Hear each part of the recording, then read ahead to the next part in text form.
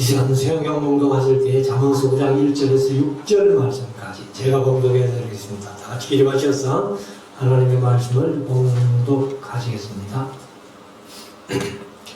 지혜가 그 집을 짓고 7 기둥을 다듬고 짐승을 잡으며 포도주를 혼납하여 상을 갖추고 그 요정을 보내어 성중 높은 곳에서 불러 이르기를 무릇 어리석은 자는 이리로 돌이키라. 또 지혜 없는 자에게 이르기를 너는 와서 내 식물을 먹으며 내 혼합한 포도주를 마시고 어리석음을 버리고 생명을 얻어라. 영철의 길을 행하라 하느니라. 아멘. 작성하시고 이제 우리 말씀을 묵상하는 시간인데요. 오전 시간에 잠언서 8장 말씀을 함께 우리가 묵상을 했고 오후 시간에는 9장을 함께 묵상하기를 원합니다. 9장은 좀 짧지요. 오전 시간보다는 훨씬 짧은데 18절밖에 안 되니까 18절까지 다 끝나면은 좀 일찍 마치겠습니다. 마친다고 해놓고도 항상 제 시간까지 갔지요. 우리가 이제 8장에서 8장이 잠언서 31장까지 있는 중에 잠언 중에 잠언이다 이렇게 학자들이 표현한다고 말씀을 드렸습니다. 그래서 이제 특별히 8장 22절부터 보면은 지혜를 얘기를 하는데 얘기하는 그 모습들이 꼭 예수님과 같다 이렇게 해서 그 이제 많은 학자들이 예수님으로 본다라고도 말씀을 드렸고, 그러나 하나님이 지혜의 근본이시기 때문에 지혜로 봐도 전혀 무리는 없다 하는 것을 말씀을 드렸습니다. 그러면 이제 9장은 18절밖에 안 되는데 오늘 제목을 6절에 보면은 어리석음을 버리고 생명을 얻어라.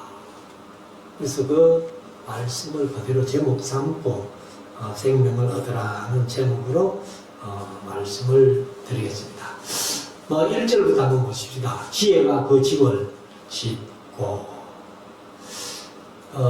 지혜가 그 집을 짓는다. 지혜가 그만큼 중요하다는 거죠. 그래서 7 기둥을 다듬고 하여튼 우리가 이 집을 한국에서는 집을 좀 잘 짓는 편이잖아요. 근데 이스라엘 같은 데 가면은 잘 짓는 사람은 잘 지어서 사는가 하면 돈이 없어서 그럴 수도 있지만은 지혜가 없어서 대충 지어가지고 사는 사람들도 많아요. 동남아시아는 특별히 열대지방이기 때문에 겨울이 없으니까 집을 아무렇게나 지어서 사는 사람들도 많이 있습니다. 그러나 필리핀도 제가 가보면은 잘 지은 집원들은 아주 잘 지어가지고 그렇게 사는 사람들도 있는데, 아무튼 지혜로운 사람들은 집을 잘 짓고 거기에다가 이제 7 기둥을 다듬고 그렇게 표현을 합니다. 예수님 당시에도 보면은 그 집이 사실은 우리가 이제 가버나움에서 중풍병자를 내 친구가 메고 와가지고 예수님 이렇게 말씀 가르치는 곳에 와가지고 지붕을 뜯고 날아내렸다 이제 이렇게 하는데, 우리나라처럼 여기 지붕을 아주 콘크리트로 이렇게 옥상 만들어 놓으면 못 하겠죠. 기와집만 돼도 초가집만 돼도 못 할 텐데, 근데 이제 이스라엘은 또 그런 집이 많아요. 그냥 벽만 세워가지고 기둥만 걸쳐가지고 천막만 이렇게 덮어놓은 그런 집들도 많이 있습니다.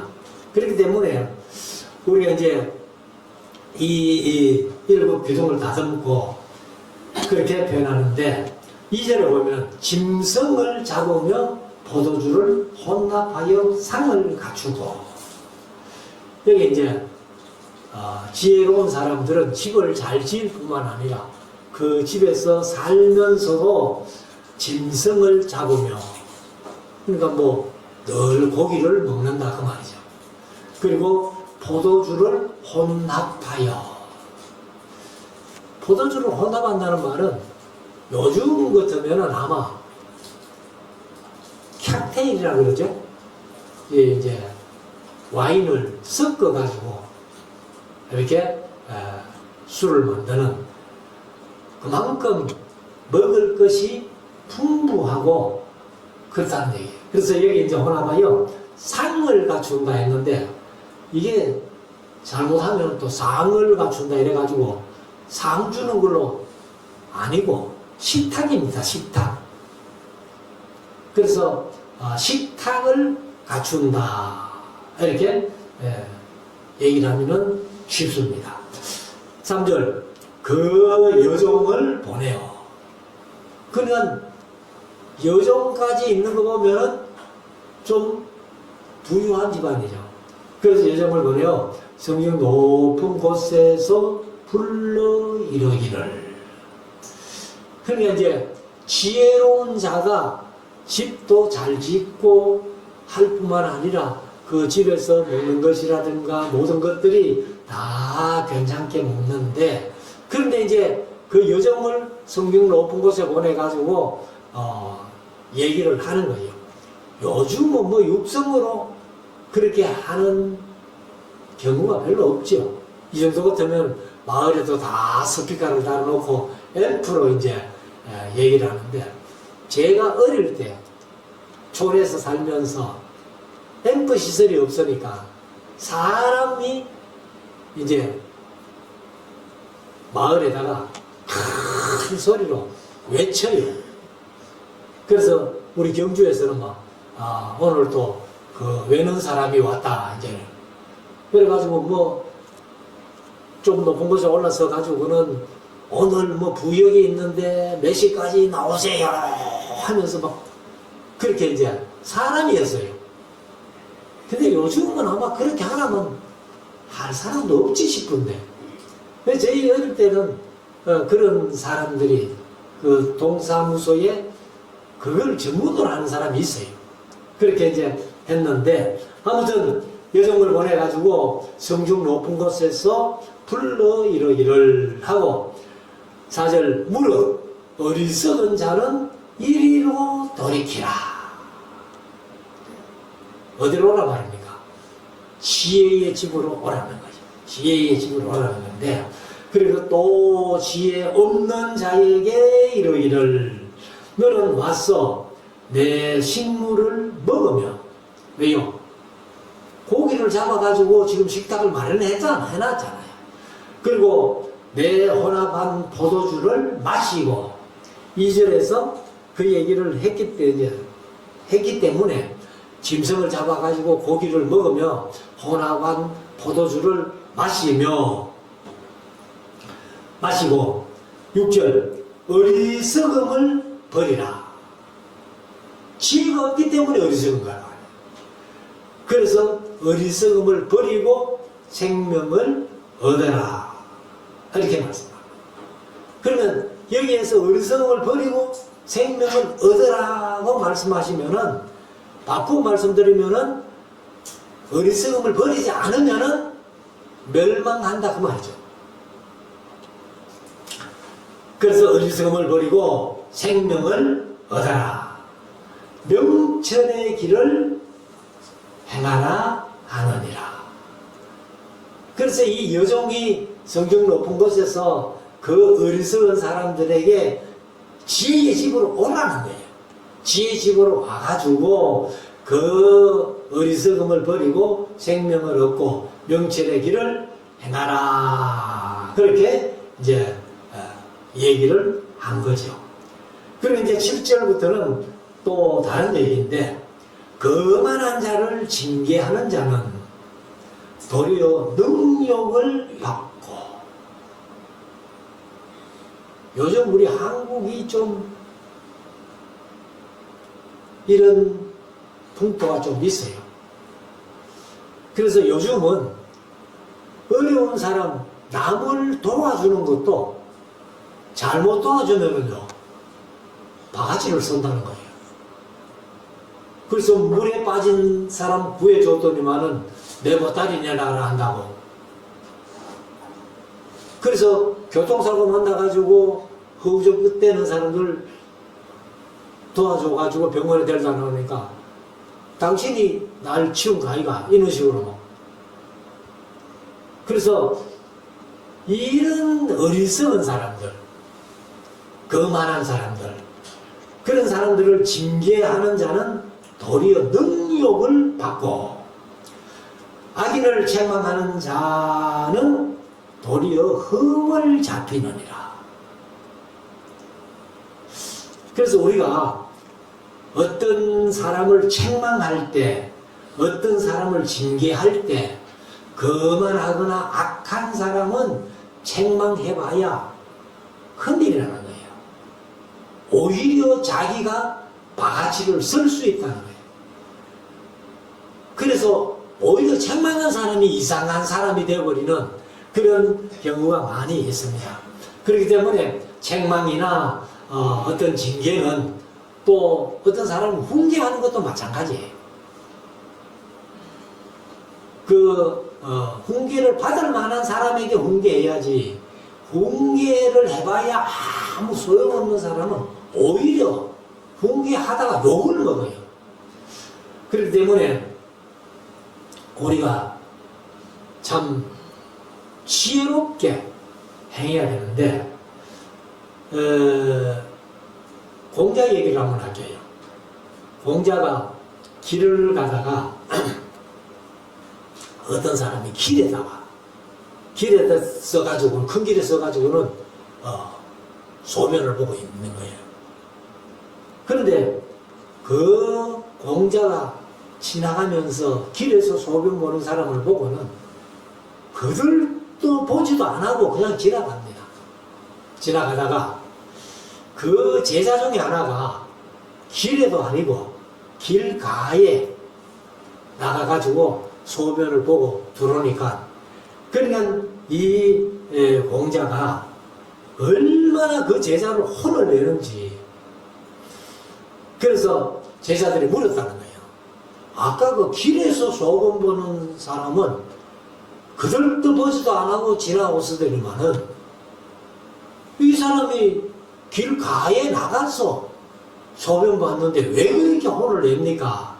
그렇게 얘기를 하니까 공자가 그런 얘기를 했다는 거예요. 아까 길에서 소변 본 그런 사람은 책망받을 자격도 없다는 거예요. 그만큼 이 악한 사람들, 또 지혜 없는 어리석은 사람들, 미련한 사람들, 이거 자칫 책망했다가 욕도 먹든지 이렇게 한다는 겁니다. 그래서 우리가 거만한 사람이나 악한 사람이나 징계 받아도 돌이키지 않는 그런 사람들에게는 이런 책망도 필요 없다는 겁니다. 그래서 여기 다시 7절, 거만한 자를 징계하는 자는 도리어 능욕을 받고 악인을 책망하는 자는 도리어 흠을 잡히느니라. 8절, 거만한 자를 책망하지 말라. 역시 이제 7절에서 말씀하신 그대로 거만한 자를 책망하지 말라. 그가 너를 미워할까 두려우니라. 이제 오히려 더 쉬운다니까. 그러니까 너를 미워할까 두려우니라. 지혜 있는 자를 책망하라. 지혜 있는 자를 책망하라. 그리 그가 너를 사랑하리라. 이렇게 말씀합니다. 그래서 우리가 어떤 말씀을 듣고 징계받을 만한, 책망받을 만한 그러한 사람도 아닌데 책망했다가 혼이 나는 그런 경우들이 많다는 겁니다. 그래서 우리가 이제 이런 말씀들, 거만한 자를 책망하지 말라. 그가 너를 미워할까 할까 두려우니라. 지혜 있는 자를 체만하라. 그가 너를 사랑하리라. 아마 이런 말씀이 참된 진리가 아니겠는가 이렇게 말씀을 하고 있습니다. 9절 지혜 있는 자에게 교훈을 더하라. 뭐 미련하고 어리석은 사람은 교훈해봐야 듣지도 안 하고 오히려 교훈하는 사람을 욕할지도 모르는데 여기 이제 솔로몬은 지혜 있는 자에게 교훈을 더하라. 그가 더욱 지혜로워질 것이요 의로운 사람을 가르치라. 그의 학식이 더하리라. 그래서 이 미련한 사람은요 어떻게 보면 하나님도 감당이 안 돼요. 그래서 미련한 자를 만나느니 차라리 색이 딸린 암곰을 만나는 게 낫다. 이렇게도 표현하는데 아무튼 이 미련한 사람은 절구에 넣고 찍어도 그 미련이 벗어지지 않는다고 그렇게 얘기를 하고 있습니다.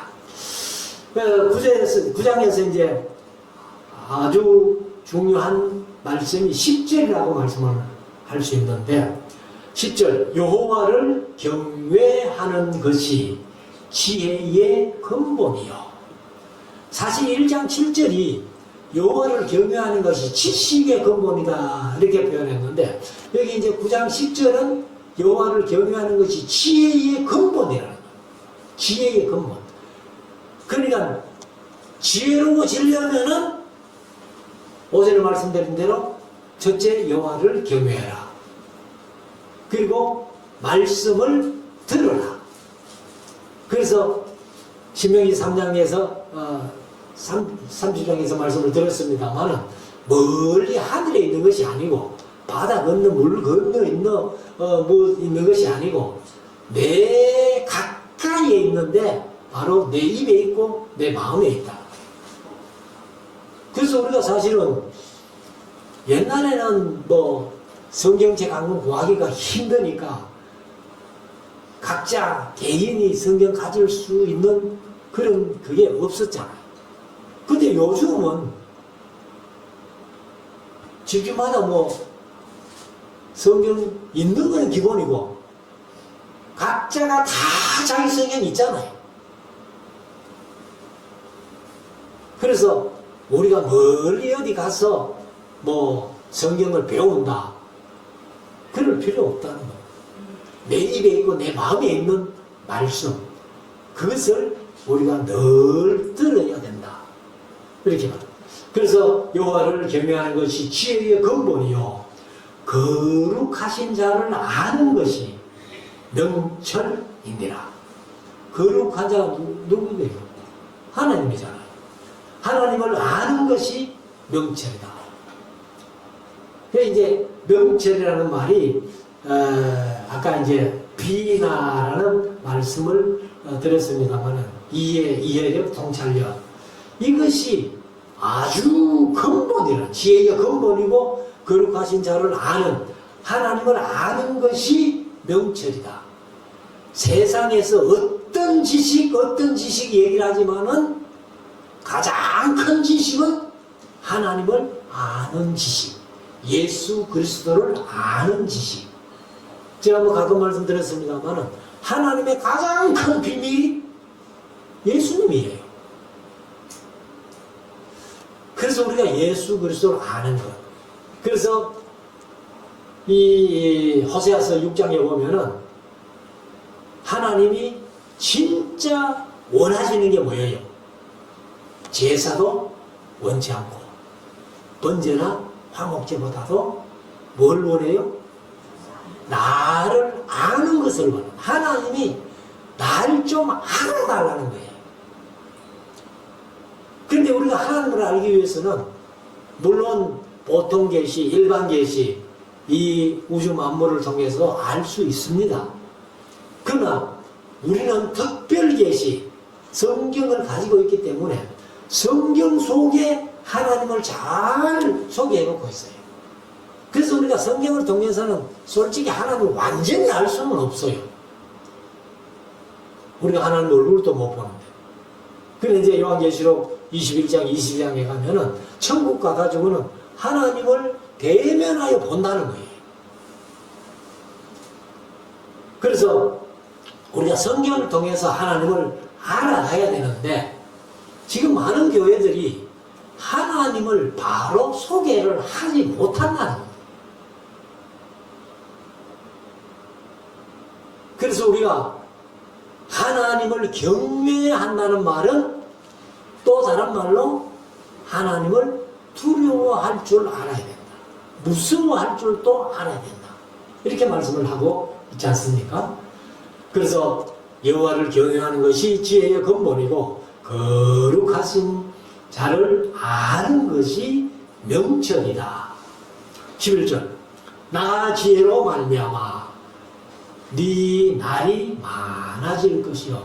많아진다는 말이 뭐예요? 장수한다 그 말이죠. 오전에 8장에서도 그런 말씀이 있었잖아요. 그래서 지혜로 말미암아 내 날이 많아질 것이요. 그리고 네 생명의 해가 여기 이제 해입니다. 해. 1년, 2년 하는 해. 그래서 내 생명의 해, 날이 더하리라. 그러면 지혜롭게 살면은 생명이 1년, 1년 연장되면서 많은 날을 장수할 수 있는 그런 비결이 여기에 있다. 그래서 우리가 이제 지혜가 내 인생 경영을 잘 해가지고 아주 지혜롭게 살아갈 때에 장수할 수 있고 오래 살 수 있다는 겁니다. 12절 네가 만일 지혜로우면 그 지혜가 네게 유익할 것이나 지혜로우면 그 지혜가 유익하다는 거예요. 네가 만일 그만하면 너 홀로 해를 당하리라. 해를 당한다는 말은 어떤 이제 이 우리말로 번역을 하면서 해코지 한다 그러잖아요. 그러니까 이제 해를 당하는 그런 해가 아니고 여기 이제 나사라는 말이 들어 올리다, 나르다, 가지고 가다, 취하여 가다. 그러니까 이 지혜로우면은 지혜가 너를 이제 11절에서도 말씀했습니다만은 장수하게 그러니까 오래 살게 만드는데 근데 네가 만일 그만하면 너 홀로 해를 당한다는 거예요. 해를 당하는데 이것은 다른 말로 하면은 하나님이 네 영혼 취해갈 줄도 모른다. 죽는다는 얘기죠. 그래서 13절에 미련한 계집이 떠들며 어리석어서 아무것도 알지 못하고 자기 집 문에 앉으며 성은 높은 곳에 있는 자리에 앉았어. 이 미련한 계집이 여기 사실 캐실 루터 하는 말은 어리석은 사람이다. 어리석음이나 미련한 거는 똑같은 거예요. 그래서 이 아무것도 모르는 계집이 그 자기 집 문에 앉으며 성은 높은 곳에 앉아서 높은 곳에 있는 자리에 앉아서 15절 자기 길을 바로 가는 행객을 불러 이르되 그러니까 지도 어리석고 미련한 게 지나가는 사람을 불러가지고 얘기를 한다는 겁니다. 16절 무릇 어리석은 자는 이리로 돌이키라. 사실 지도 어리석고 지도 미련한 게 돌이키라 하면 뭘 가르치겠다는 얘기예요. 그래서 또 지혜 없는 자에게 이르기를 도적질한 물이 달고 몰래 먹는 떡이 맛이 있다 하는 도다. 집 없으니까, 어리석으니까. 그러면 도적질한 물이 달다고 가르치면 도적이는 하나 말이죠. 그래야 물 단 걸 안다.